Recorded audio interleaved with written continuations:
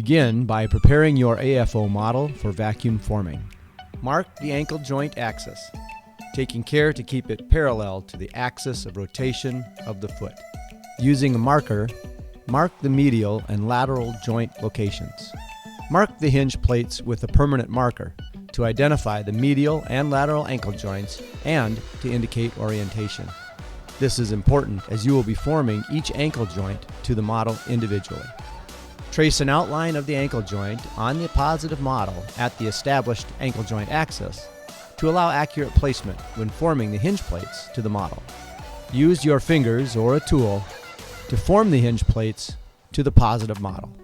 Peel the backing from the adhesive on the white fabrication pads attached to the hinge plates and stick the ankle joints to the model, paying careful attention to their alignment.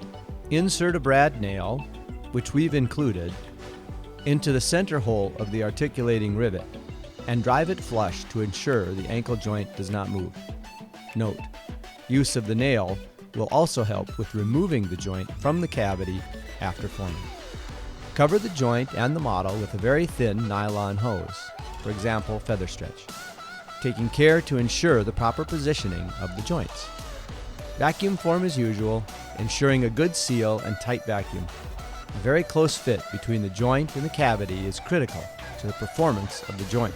Emphasize the dimples to make locating your mounting holes easier. Once the plastic is cooled, remove the AFO from the positive model.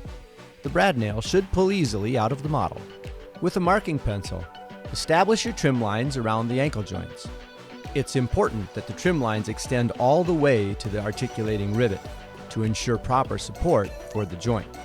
Remove the pivot joints from the AFO cavities by pulling on the exposed end of the brad nail with a pliers. You may want to cut along the front trim lines to improve access to the joints. Finish trimming out the AFO, ensuring that the plastic extends all the way to the articulating rivet to ensure proper support for the joint. Using a 13/64 or a 5mm bit, create a pilot hole in the AFO at the center of the articulating rivet cavity. Using a 7/16 or 11mm bit, drill a larger hole in the cavity. This will establish the trim line around the articulating rivet. Use the pivot punch tool, available for purchase, to quickly and accurately create your mounting holes in the AFO.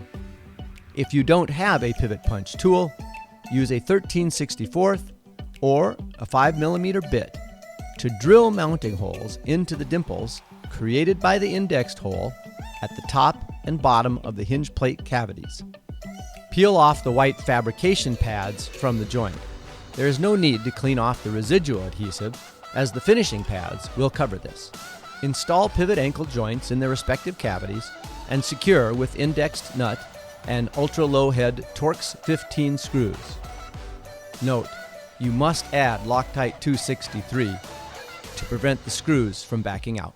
Peel the backing off the finishing pads and adhere the pads to the inside of the hinge plate.